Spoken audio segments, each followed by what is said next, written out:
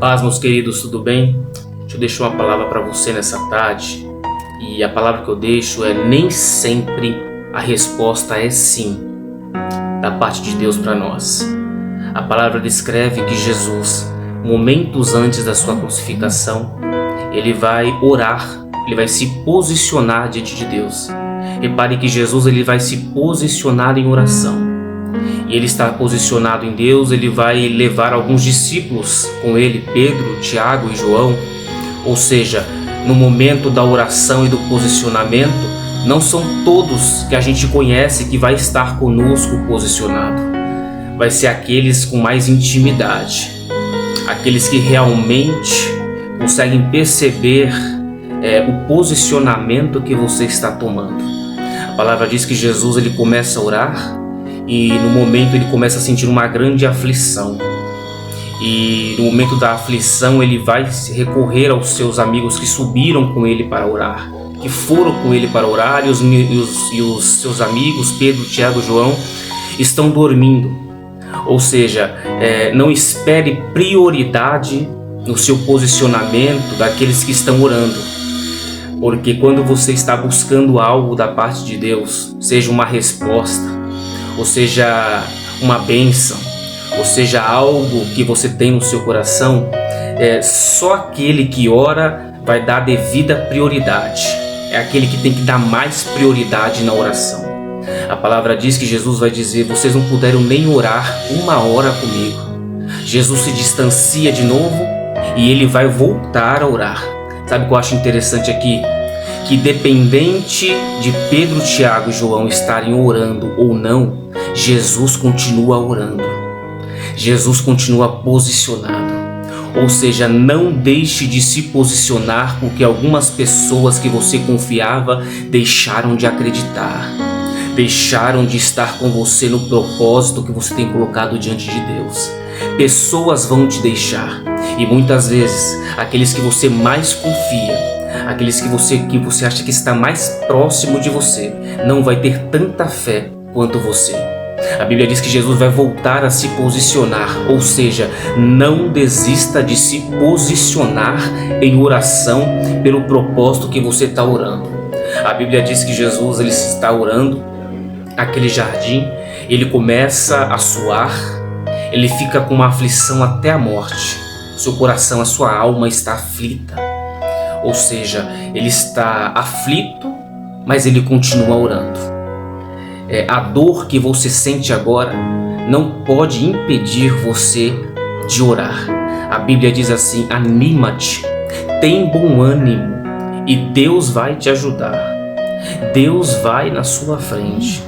A Bíblia diz que Jesus, enquanto ele está orando, em um momento da sua oração, que ele está com tanta aflição que o suor dele começa a se transformar em sangue, os vasos sanguíneos começam a vazar do seu corpo e a ser derramado na terra, de tanta era a aflição que ele estava vivendo.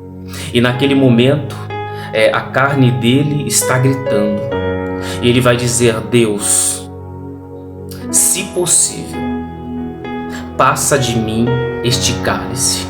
Ou seja, Jesus ele não quer viver, a carne de Jesus não quer passar aquela aflição, aquele cálice. A pergunta é: qual cálice que Jesus está dizendo para Deus que, se possível, não deixa ele viver aquilo? Muitos vão dizer que seria as aflições dos romanos, o escárnio naquela cruz, o abandono dos discípulos, mas outros vão dizer também que o que mais preocupava Jesus era o abandono de Deus sobre ele, que era filho. Era a ligação que ele tinha com o Pai ser cortada. Por quê?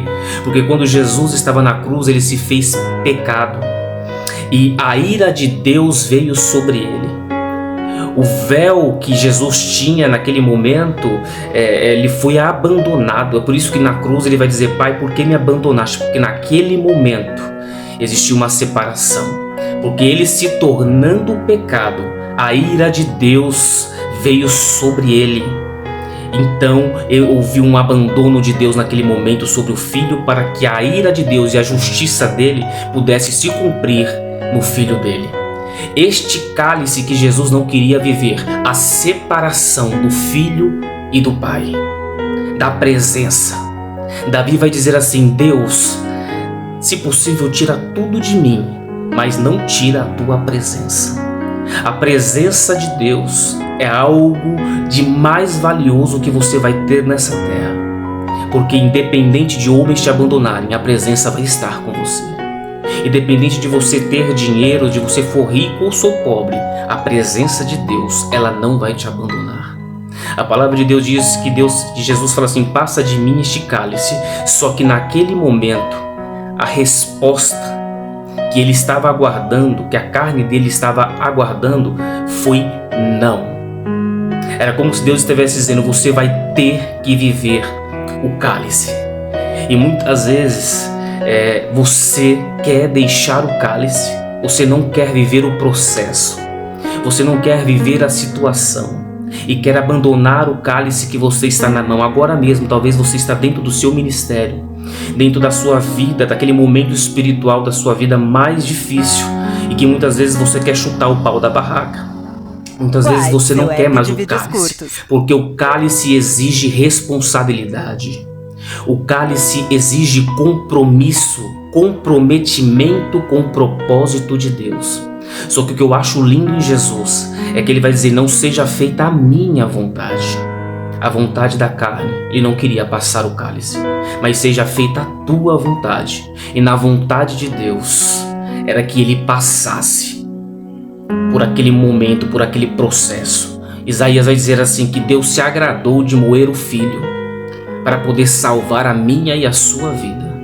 Essa mensagem você não vai ouvir em qualquer lugar, porque não é uma mensagem que traz triunfalismo, não é uma mensagem que traz recompensas físicas nessa terra, não é uma mensagem que te traz dinheiro, não é uma mensagem que te traz comércio, é uma mensagem que te faz pensar, refletir, se arrepender. A Bíblia diz que Deus falou não para Jesus, e naquele momento Jesus se levantou. E mesmo Deus falado não, o que eu acho interessante, que Jesus poderia ter ficado ali ajoelhado e deitado, mas ele se levantou para viver o que Deus tinha sobre a vida dele, independente de ser difícil ou não. E é isso que eu tenho para você nessa tarde. Independente de você querer ficar prostrado, se levante essa tarde. Não fique prostrado, porque uns estão te traindo, porque Judas já estava traindo ele, vendeu ele enquanto ele está ceando com os discípulos, posicionado. Outros estão traindo, negociando ele. Pedro já tinha negado, ele já estava querendo negar ele. Pedro fugiu, os discípulos se dissiparam. Pedro está no jardim com Jesus, mas no momento que ele foi pego, Pedro fugiu. Ou seja, naquele momento ele se sentiu sozinho, e talvez você esteja vivendo este momento, o momento da aflição de espírito, o momento que você se sente só, e você sabe que você tem que viver o que você tem que viver. Mas a palavra para você hoje é: levanta. Você não está sozinho. Levanta. A Bíblia diz que Jesus transformou o coração dele num seixo. O que é isso? O propósito é maior do que a aflição. O propósito é maior do que o abandono. Jesus estava dizendo para o mundo e para os discípulos: eu sei para que eu nasci, e eu sei o propósito e o chamado que Deus tem sobre a minha vida. Eu deixo essa palavra para você hoje. Levanta. Saiba o propósito que Deus te chamou. Você pregador, você cantor, você que é usado como uma ferramenta de cura, de libertação na mão de Deus. Levanta.